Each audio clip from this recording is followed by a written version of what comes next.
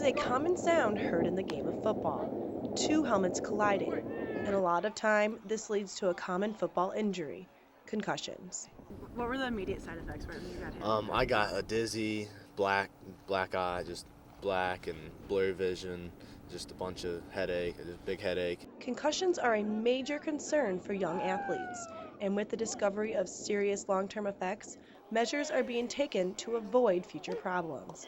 Unity High School in Tolono uses a new type of football helmet created by U of I professor of kinesiology Stephen Brolio to more effectively and more immediately detect when blows to players' heads may result in concussions or severe brain injuries. What we have here is this is the sensor that fits within the helmet.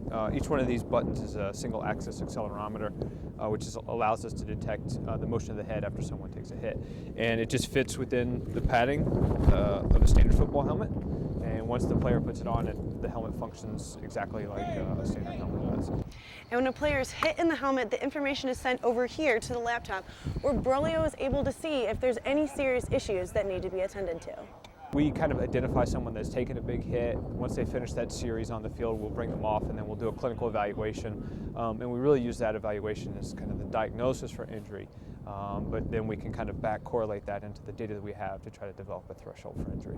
Innovations like this helmet can help prevent concussions at all levels of football.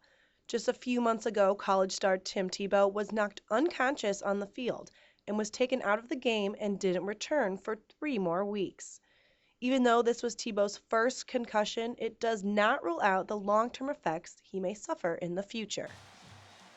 Recently, Congress held hearings to talk about the increasing number of effects in football head injuries. NFL deal with the question of how much do you pay up front and how much do you hold back for the long-term care. A recent study showed retired pro football players have a much higher rate of Alzheimer's disease and other memory-related problems.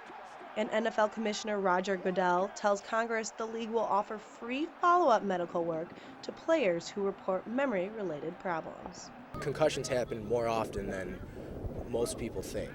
And, after a repeated amount of concussions, you start maybe seeing long-term damages and, you're trying to prevent that from happening. According to a study by the Journal of Athletic Training, football ranks the highest among high school sports for the number of concussions in a single game, with 47 for every 100,000 athletes.